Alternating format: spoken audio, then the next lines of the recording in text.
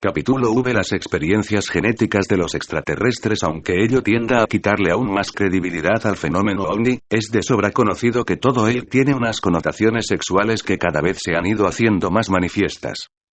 En un principio no las podíamos explicar y el solo mencionar la sospecha de ello llenaba de indignación a los ufólogos serios. No se podía explicar fácilmente cómo unos seres, aparentemente tan evolucionados, a juzgar por las máquinas en que venían, y procedentes de lugares lejanísimos en el universo, podían ser tan vulgares como para rivalizar con cualquier gañán pueblerino o con los Casanovas rijosos de nuestras ciudades. Pero con el tiempo nos hemos ido convenciendo de que entre los alienígenas abundan los que no hacen mucho aprecio de nuestra moral y buenas costumbres. La casuística para probarlo es abundantísima, tal como enseguida veremos. Hasta hace una década apenas si teníamos 2 o 3 casos medio dudosos para probar nuestras sospechas, pero hoy tenemos ya una infinidad, pues a los típicamente ovnísticos se han sumado otros en los que, aún no apareciendo el ovni a primera vista, sabemos que proceden de la misma causa y que están íntimamente relacionados con los tripulantes de los vehículos espaciales. En el cristianismo la virginidad de la madre de su fundador es un dogma sagrado en torno al cual los teólogos no admiten discusión. Pero aparte de lo extraño de esta creencia, siempre se nos había hecho muy sospechoso el que casi todas las religiones grandes e históricas pensasen lo mismo en cuanto al nacimiento de sus respectivos fundadores. Hoy día, gracias al fenómeno ovni, podemos explicarnos perfectamente por qué tantos pueblos tan dispares en el tiempo y en el espacio creyeron una cosa tan difícil de creer. Los cristianos creen que la doctrina de la virginidad de María es original de su religión. Pero oigamos cómo fue la concepción y el nacimiento de Krishna, un hijo de Dios o redentor hindú que vivió alrededor de 2000 años antes de Cristo. Vivía ella la Virgen Devaki con su comunidad de santas mujeres en medio de la espesura del bosque, escondida de las iras de su hermano el rey Kansa.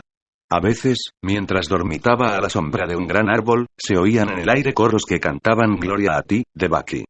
El fluido puro emanado de la grande alma, coronado de luz, vendrá a ti y las estrellas palidecerán ante su resplandor, etc. Y sigue otro texto. Un día Devaki cayó en un éxtasis más profundo. Se oyó entonces una música, como un océano de arpas y de voces divinas. De repente el cielo se abrió en abismos de luz. Miles de seres espléndidos la miraban y en el fulgor de un rayo deslumbrante el sol de los soles, Mahadeva, se le apareció en forma humana. Iluminada por el espíritu del mundo, perdió el conocimiento y en el olvido de la tierra, en una felicidad sin límites, concibió al niño divino.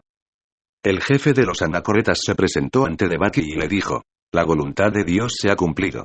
Has concebido en la pureza del corazón y en el amor divino. Virgen y Madre, te saludamos. De ti nacerá un hijo que será el Salvador del mundo.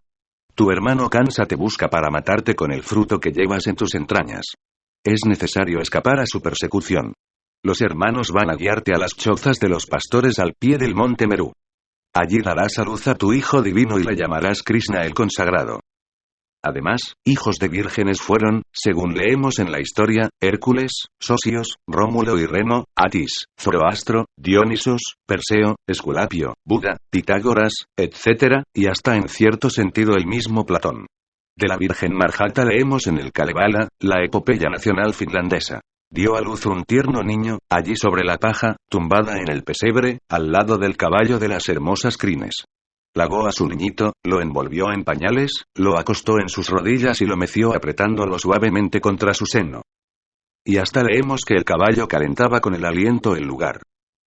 ¿Podremos decir que todos estos parecidos con el nacimiento de Cristo son una pura casualidad? Creo que sería muy ingenuo. ¿Y podremos decir que todos estos nacimientos virginales son míticos u obedecen a un arquetipo? Sería muy fácil y esa es la explicación que hasta ahora se le ha dado a este intrigante hecho que se ha venido repitiendo a lo largo de la historia. Pero a la luz de otros hechos que hoy conocemos perfectamente, creo que podemos darle una explicación mejor. Hoy sabemos con lujo de detalles que a los seres entidades biológicas extraterrestres, que de ordinario tripulan los ovnis, les interesa mucho todo aquello que tiene que ver con la reproducción, tanto de los humanos como de los animales.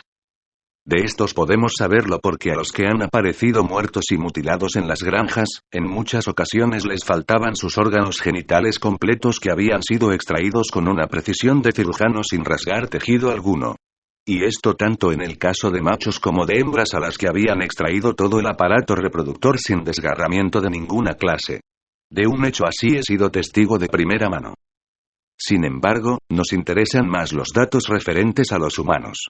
Oiga el lector este caso sucedido en marzo de 1956 en White Missile Range en México. El sargento de la Fuerza Aérea Norteamericana Jonathan P. Lowete se encontraba en compañía del mayor William Cunningham caminando por unas dunas en busca de artefactos que no hubiesen hecho explosión después de unas maniobras. El sargento Lowete subió a una duna y, continuando en su camino, desapareció de la vista del mayor al descender por la pendiente opuesta. A los pocos instantes comenzaron a oírse gritos de terror del sargento pidiendo ayuda. Corrió el mayor hacia lo alto de la duna y pudo ver cómo encima de donde estaba el sargento se balanceaba un ovni del que salían unas largas pinzas que lo tenían atenazado. Lowete se revolvía frenéticamente y trataba con todas sus fuerzas de liberarse de aquellos brazos mecánicos mientras lanzaba unos terribles gritos. Pero todo fue inútil. En segundos fue alzado y metido dentro de la nave en forma de disco que, elevándose rapidísimamente en vertical, se perdió en el azul intenso del cielo de Nuevo México. A los 3 días el sargento Lowete apareció muerto, desnudo y mutilado a unos 16 kilómetros de donde había sido abducido. Le faltaban los ojos y la lengua, que había sido cuidadosamente extraída por la parte inferior de la quijada y, además, según otro informe, le habían extraído con sumo cuidado el esfínter anal y todo su aparato reproductor. Cuando leí este informe confieso que me quedé perplejo, pues recordé que a la ternera muerta por los ovnis que yo personalmente examiné con sumo cuidado en un campo cerca del pueblo de Moca, en Puerto Rico ver foto adjunta, le habían llevado exactamente los mismos órganos que al sargento Lowete. Y según el misterioso T, que tantos y tan interesantes informes ha logrado sustraer de los archivos secretos de la NSA en donde trabaja, él conoce entre 12 y 16 casos como el de Lowete. Hechos como este han estado por muchos años ocultos en los archivos supersecretos de la Fuerza Aérea Norteamericana y de la NSA y CIA, pero en la actualidad empiezan a filtrarse, porque hay gente responsable que se da cuenta que seguir manteniendo en secreto esta vital información es un crimen contra la humanidad. Y de este crimen son reos los gobiernos de Estados Unidos y Rusia y muy probablemente los de Inglaterra e Israel. Pero sigamos con nuestro tema. Como dije, hace años no sabíamos cómo explicar hechos tan extraños, pero hoy ya tenemos muchos datos para explicarlos, aunque no seamos capaces de llegar hasta el fondo de ellos. Y antes de seguir adelante tenemos que dejar bien claro que entre los seres inteligentes de otros mundos que nos visitan e interfieren en las vidas de los hombres, hay unas enormes diferencias que se manifiestan en la desigual manera que tienen de comportarse con relación a nosotros. En primer lugar, sabemos que las especies inteligentes que nos visitan son no menos de 70, de las que alrededor de una docena tienen un contacto más activo con nosotros, aunque no caigamos en la cuenta de ello. De esta docena, 3 o 4 son las que en la actualidad interfieren de una manera preocupante. En segundo lugar, sabemos que algunas de estas especies de aves que interfieren más activamente están muy interesados en el funcionamiento de nuestros cuerpos como máquinas biológicas y específicamente en el funcionamiento de nuestros órganos genitales y esto por varias razones, dependiendo de los diversos tipos de extraterrestres: 1 por pura curiosidad científica.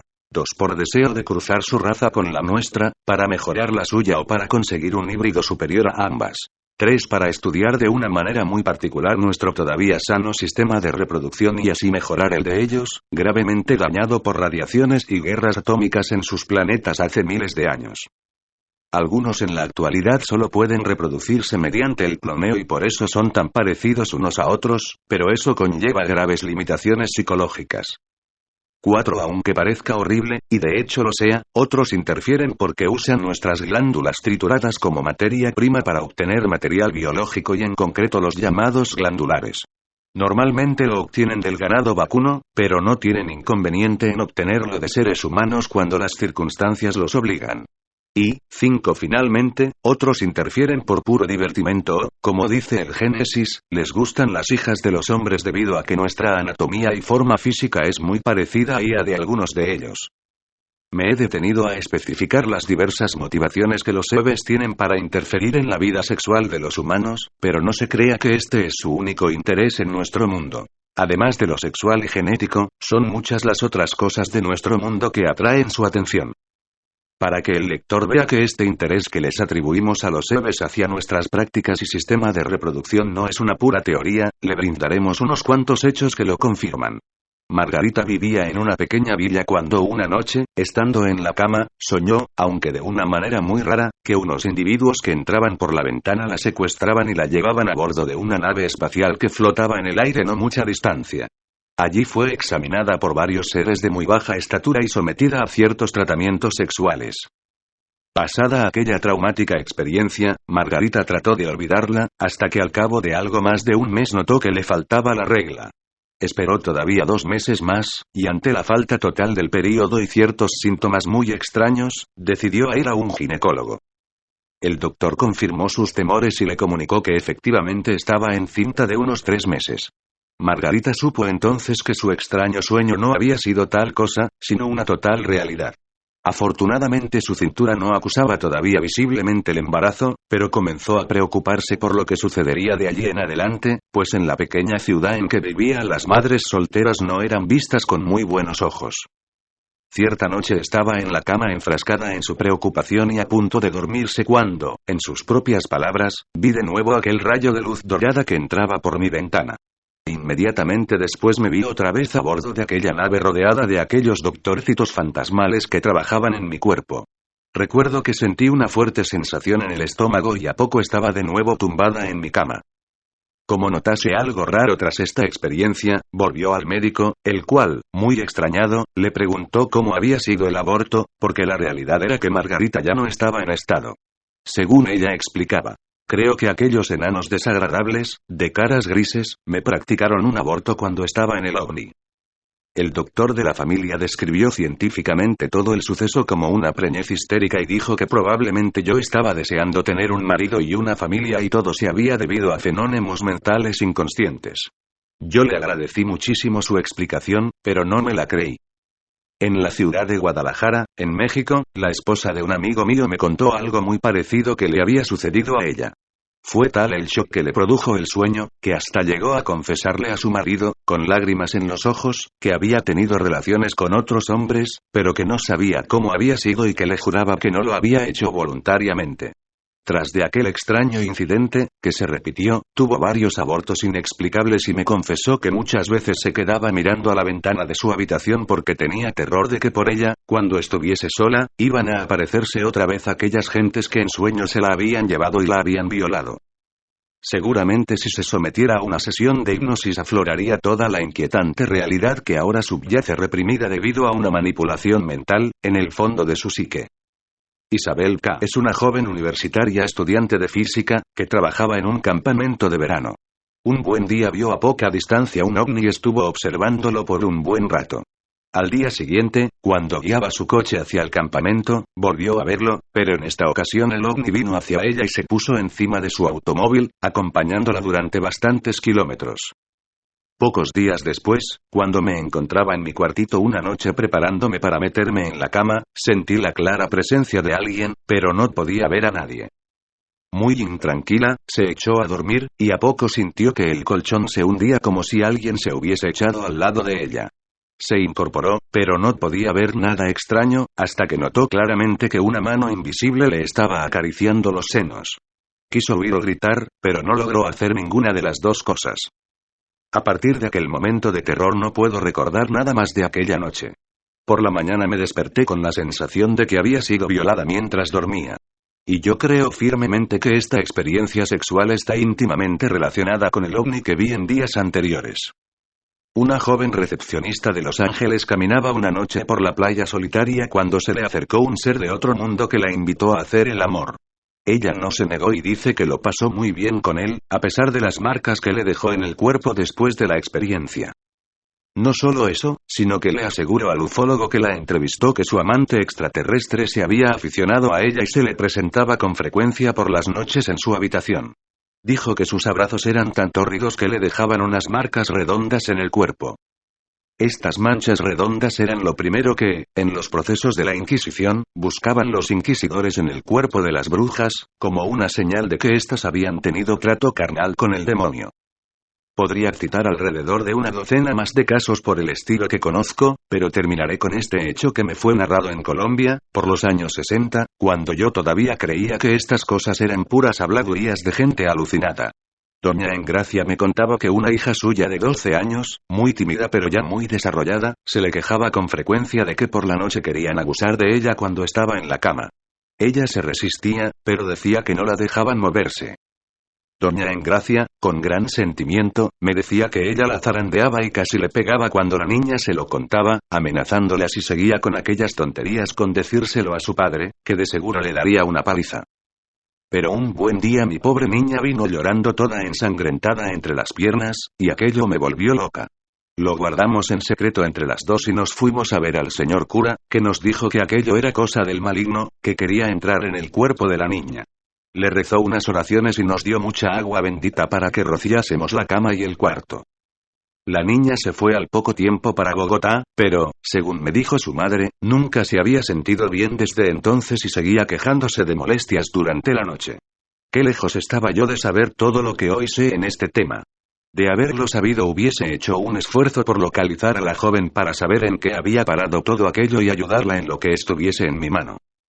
En un ambiente católico, tradicional e inculto, los incubos siguen manifestándose casi de la misma manera que en la Edad Media, mientras que en un ambiente más avanzado los extraterrestres o EVEs ocupan su lugar, aunque en la actualidad lo hagan con una apariencia totalmente diferente, más de acuerdo con su forma auténtica.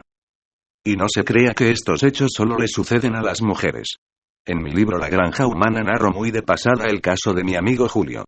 Tiene en la actualidad 66 años y hace unos 30 que viajando por la noche fue obligado en 2 ocasiones diferentes a dirigirse a una playa que está a unos cuantos kilómetros de donde él vive. Allí fue en cierta manera forzado a tener relaciones sexuales con una mujer de otro planeta. En un principio él se resistió, porque tenía miedo de aquellos individuos altos que lo rodeaban, pero parece que debido a algún vapor que le rociaron o a unas radiaciones que influenciaron su cerebro, el caso fue que al cabo de un rato, según él me decía, perdió el miedo, se sintió atraído por la indudable belleza de aquella mujer rubia desnuda que lo invitaba tendida en la arena. Su pubis difería ligeramente del de una mujer terrestre y en particular la parte externa de sus genitales. Esto le llamó un poco la atención al principio y hasta lo inhibió. Pero enseguida el ardor de la pasión venció esta dificultad y sació su deseo con ella plenamente. La mujer reaccionaba un tanto fríamente, y en cuanto terminaron se levantó y se dirigió hacia el aparato discoidal que estaba allí mismo posado en la playa, acompañada de aquellos tipos altos que en todo momento habían estado presentes. En este caso, como en el clásico de Vilas Boas y en el que narraré a continuación, parece que lo que los EVEs pretendían era simplemente experimentar a ver si podían lograr un cruce de las dos razas. He aquí lo que le sucedió a Liberato Quintero Aníbal, un campesino colombiano. No puedo precisar la fecha, pero creo que fue a principios de la década de los 80. Hacia la medianoche salió de su casa, en pleno campo, y se dirigió a un pequeño establo en donde tenía unos animales. De pronto vio una enorme luz que le pasó por encima de baja altura y que se detuvo muy cerca. Se tumbó en el suelo para esconderse y se puso a observar. La luz procedía de un aparato largo en forma de huevo que convirtió el fresco de la noche en un horno. El corazón casi se le detuvo cuando vio que descendía lentamente en vertical y que en un costado se abría una puertecilla por la que salieron unos seres bajitos que llevaban una linterna en las manos. Eran varios hombres y 3 mujeres. De color blanco, caras chatas, mejillas muy salidas, cejas bastante largas, ojos redondos y salientes. Las mujeres tenían mucho pelo. Liberato contaba así su fantástica historia al periodista Francisco Pardo, de la revista Vea. Yo no me podía mover. Aquellos hombres y mujeres tan chiquitos me hacían sentir terronera. Me quedé mirándolos y de repente tuve al lado mío a 2 de ellos. Intenté salir en carrera, pero pronto fui alcanzado. Esa gentecita caminaba con mucha más facilidad que yo o que cualquiera de ustedes. Me cogieron de la mano, que yo creí que se me quemaba. Haciendo un esfuerzo logré librarme por unos instantes de ellos. Para eso utilicé mis puños y mandé al suelo a por lo menos 4, pero eran demasiados y las fuerzas empezaron a faltarme. De repente me pegaron en la columna vertebral y hasta ahí llegaron mis alientos. De ahí en adelante quedé sometido a su voluntad. Perdí el conocimiento y volví en mí después de no sé cuánto tiempo, en el interior de un cuarto de raras luces. Me dolía mucho mi brazo izquierdo, en donde pude ver algo así como la marca de una inyección. Yo creo que me sacaron sangre, porque me ha dolido muchísimo la cabeza. Cuando me desperté parecía como si me hubieran dado palera tremenda. Pero mi sorpresa fue más grande cuando me di cuenta que al lado mío había 3 mujeres que me daban como masajes en la espalda y trataban de calmar el dolor que yo sentía. Cuando sentí que me acariciaban me asusté mucho, pero me sorprendí al ver que se trataba de una mujer completamente desnuda en actitud provocativa y dispuesta a todo. A mí me gustan mucho las mujeres, pero le juro que no sabía qué hacer en ese momento. Comencé a mirarla. Me pareció chévere. Tenía los senos bien paraditos y no muy grandes. Traté de besárselos y ella no se opuso. Después de todo fue fácil. Ella estaba desnuda y yo también. La seguí besando de los senos hacia abajo y entonces me di cuenta de que no tenía ombligo. Entonces me dieron ganas de estar con ella. Me coloqué a su lado. A mí me dio mucha emoción y me le entregué por entero. Parecía insaciable. Era muy ardiente. Tenía abundantes vellos. Piernas cortas, por lo bajita que era, pero bien hechas para su estatura. La piel era suavecita y las caderas chéveres, muy chéveres. Yo no sé cuánto tiempo duré con ella, pero cuando estuve satisfecho y traté de pararme para irme a casa, ella lo impidió. En ese momento me sentí como un niño acorralado y con más miedo que al principio de la aventura. La mujer a quien había poseído hacía unos segundos, emitía unos ladridos como los perros, que eran contestados por los otros que esperaban en otra habitación del aparato. Estaba muy débil. De pronto aparecieron 2 mujeres que me dieron a beber una extraña sustancia de color amarillento con la que repuse todas mis fuerzas. Relatos como este, provenientes sobre todo de mujeres, los he oído muchas veces. La mayoría de las ocasiones la violación sucede no a bordo de un ovni, sino en la propia cama, y la mujer siente que es poseída pero no ve a nadie. Esto suena a exceso de imaginación o psicopatía, pero hoy sabemos ya que varias especies de aves tienen la capacidad de volverse invisibles. Y no solo a ellos, sino a sus aparatos. Por supuesto que en un ambiente espiritista, el extraño fenómeno es atribuido a un muerto. Conozco a una viuda que ha seguido teniendo, muy a su gusto, relaciones sexuales con su difunto, y en un ambiente cristiano tal fenómeno se atribuiría a una posesión satánica. Los psiquiatras se lo achacarían a un funcionamiento extraviado de la mente y puede que en bastantes casos tengan razón, y en otras religiones y culturas lo explican por la intervención de alguna de sus divinidades menores. Pero hoy ya podemos ir precisando un poco más acerca del origen de estos modernos íncubos, porque hay testigos que los han visto bajar de sus discos volantes antes de enfrascarse en sus aventuras sexuales. Algo diferente y menos respetuoso de los derechos y de la dignidad del ser humano fue lo que le sucedió a Mel G., de Las Vegas. Un buen día se encontró en plena ciudad con una bella pelirroja de muy baja estatura pero de cuerpo muy bien formado. La muchacha parecía muy fogosa y sin rodeos le dijo que le gustaría hacer el amor con él, pero no en una habitación, sino en pleno desierto, cosa que en Las Vegas no supone gran dificultad, ya que lo tienen rodeando por todas partes a la ciudad. Mel fue a su casa de buscar una buena manta, se compró provisiones para un sabroso refrigerio a medianoche tras la gozada, y salió con su compañera hacia el desierto prometiéndose un picnic inolvidable. Y así fue. Cuando apenas había comenzado a disfrutar de los encantos de su pequeña pelirroja, sintió encima de su espalda una ola de calor. Se volvió y vio a unos 7 metros de altura un disco que tenía una fila de luces a su alrededor. Pero lo que más lo sobresaltó fue la presencia a su lado de 2 individuos bajos, con grandes cabezas peladas y vestidos con trajes ceñidos. Entre los 2 me levantaron de encima del cuerpo de la muchacha. Tenían mucha fuerza y no pude resistir. Uno de ellos puso una especie de recipiente bajo mi pene erecto y sentí como un cosquilleo eléctrico que hizo que eyaculase violentamente. La pelirroja recogió sus vestidos, me saludó sonriente y se fue con ellos hacia donde estaba el ovni flotando en el aire. Se pusieron debajo de un chorro de luz vertical y por él ascendieron. El ovni se elevó y se perdió en la noche.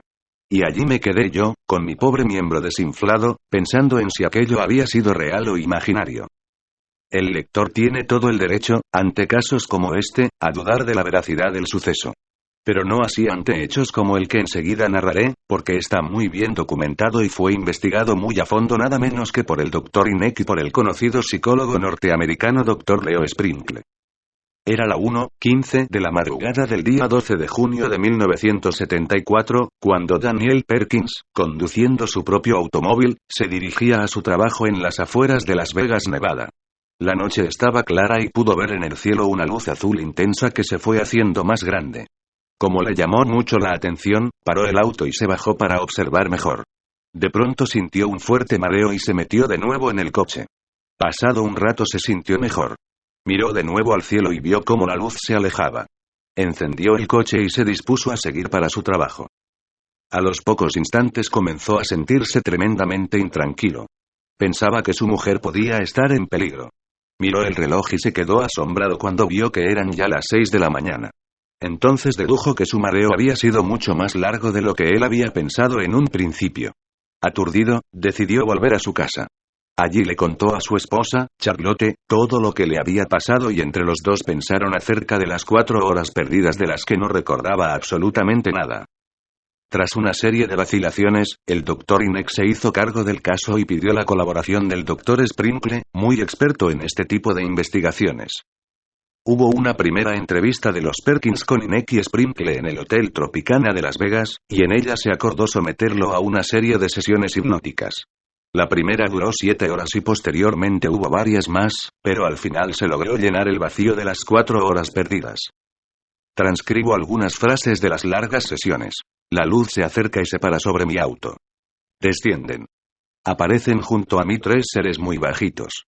Uno de ellos me lanza un spray, el olor es terriblemente dulce. Ya no puedo moverme.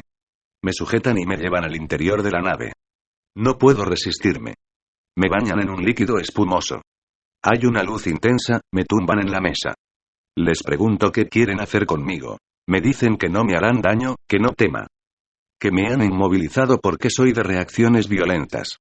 La conversación del Dr. Sprinkle y Danny prosigue con multitud de detalles interesantes, pero que ahora no vienen al caso. Lo que nos interesa es lo que sigue. Me dicen que van a hacer algunos cambios en mi organismo. Un ser de aquellos que está a mi lado se va y aparece en su lugar un rayo de luz roja, como láser, que se dirige a mi frente, baja por mi cuerpo y se para en mis órganos genitales. Me proyectan números y fórmulas matemáticas de muchas clases, pero yo no entiendo nada. Ahora puedo moverme. Me dicen que van a tomar mi lugar durante 3 años, que después de este tiempo ya todo estará completo. No sé qué quieren decir. Dicen que me volverán a ver. Yo me resisto. No quiero. Me conducen de nuevo a mi auto. Me tocan en los hombros y en los brazos. Me dicen que puedo irme cuando quiera. Que van a contactar a muchas otras personas como han hecho conmigo. Se dan la vuelta y se alejan. Veo elevarse la luz azul en el cielo. Este fue el momento en que Danny Perkins se despertó en su auto y vio cómo la luz azul se alejaba a toda velocidad en el espacio. Las cosas parecieron sosegarse tras las sesiones hipnóticas y la pareja hizo un gran esfuerzo por olvidar todo el desagradable incidente. Supieron de otros casos similares que tanto el Dr. Inek como Leo Sprinkle conocían, y asumieron que habían sido testigos de un caso más de abducción. Pero lo peor estaba todavía por venir, debido a la modificación que los Eves habían hecho en los genitales de Danny. A los 3 años, Charlotte cayó en estado y comenzaron a suceder cosas raras en la casa. Entonces ya no era su marido el centro de los fenómenos, sino la propia Charlotte. En el 7º mes de embarazo se sintió mal y tuvieron que llevarla rápidamente al hospital, donde dio a luz una niña prematura que distaba mucho de ser normal. Cuando Daniel le vio la cara a su hija recién nacida, dio un gran grito y exclamó excitadísimo: «Tiene la misma cara que ellos». Tuvieron que calmarlo porque estaba presa de un ataque de histeria.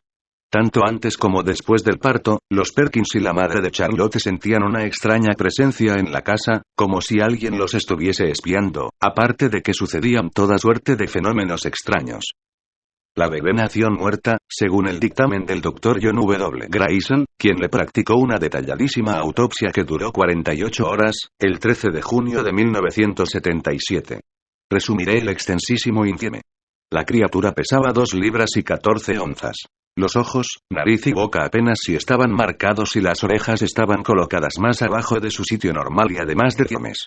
Aparte de muchas otras peculiaridades anatómicas que por brevedad omitimos, en su mano izquierda se podía ver a la altura de las falanges, una conexión por membrana sin que el resto de la mano contuviese hueso. Los restantes dígitos apenas si se notaban en las 2 manos. Este detalle de las membranas en las falanges coincide totalmente con lo que sabemos de la autopsia practicada a otros seres.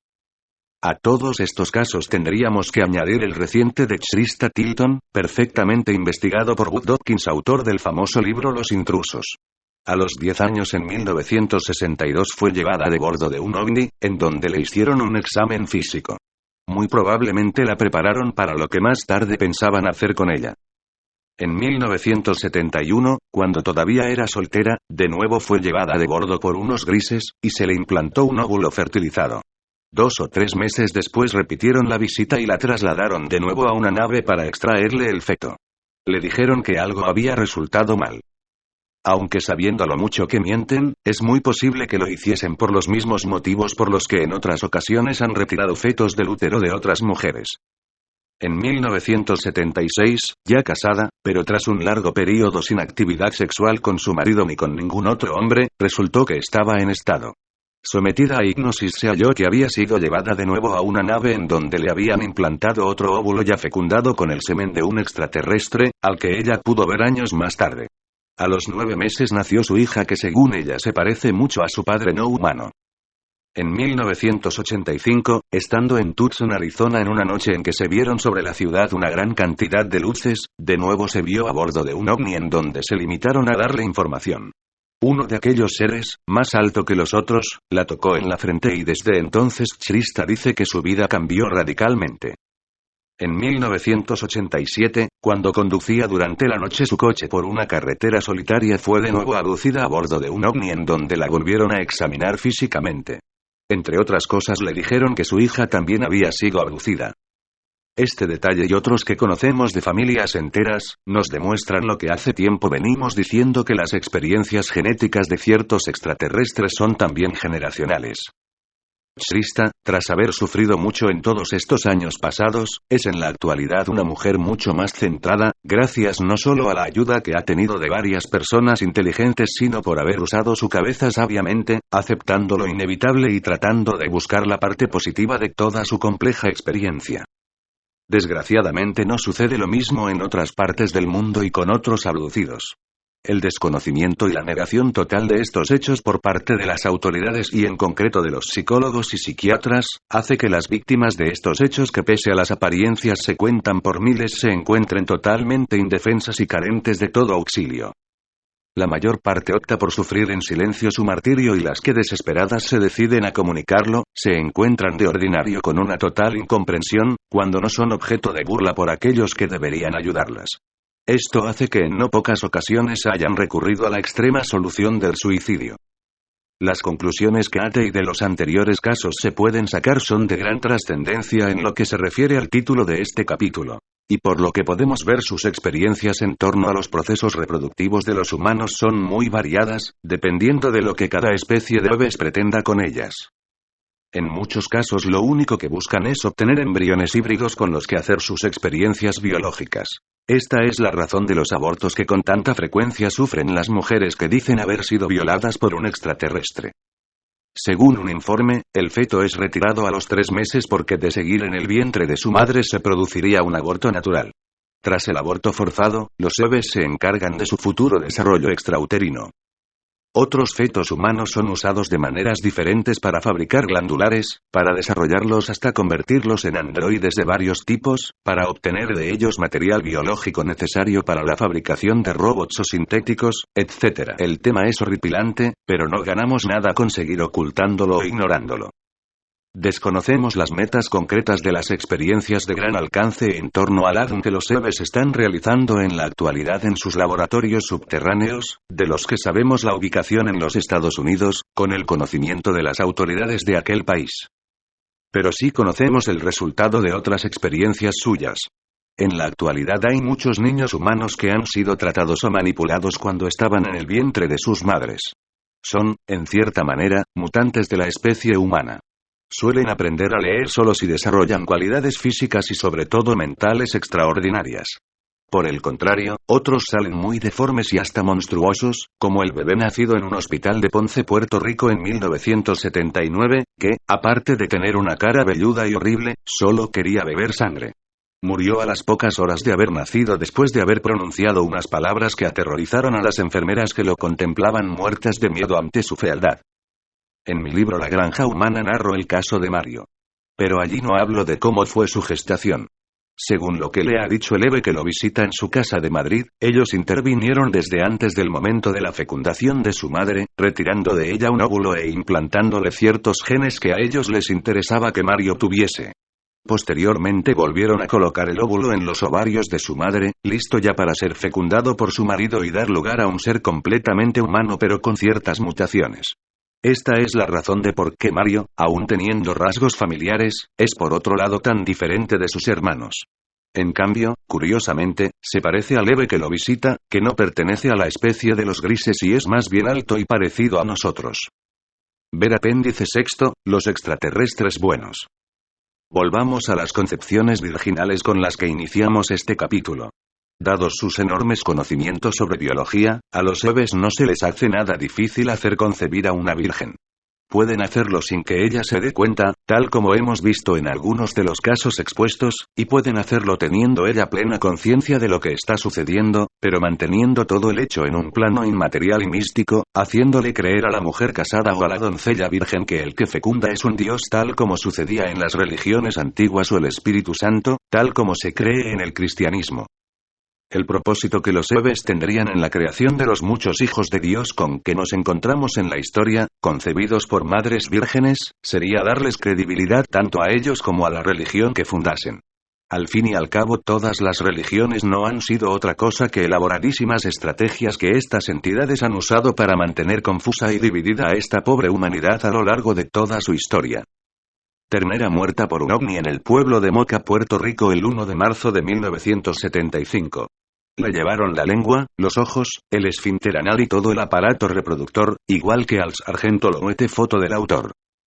El Dr. Allen Hynek, cuando todavía se dedicaba a decir que los ovnis eran falsas apreciaciones de la Luna o de Venus, tal como está haciendo con la foto que tiene en la mano. Los últimos rumores sobre él son que su muerte estuvo rodeada de extrañas circunstancias. Fue al hospital para una intervención quirúrgica sencilla y allí lo convencieron de que se sometiese a una operación de mayor importancia de la que, inexplicablemente, no salió con vida. Uno más de los callados por la fuerza. Aparato visto por Krista Tilton al amanecer del 31 de marzo de 1987 a sur de Tuba, Oklahoma. Lo vio aterrizar. Tenía luces brillantes que se encendían con una secuencia. Cuanto más descendía, más lentas pulsaban las luces. Cerca del suelo extendió 3 patas y se abrió una portezuela. Al tocar el suelo botó suavemente como si estuviese encima de muelles. Estos son los incubadores y fetos vistos por Krista Tilton a bordo de la nave AIA que fue llevada en 1987. Recuerda que bastantes años antes la habían llevado a una base subterránea en donde vio el mismo tipo de incubadores. Pero no le permitieron tocarlos.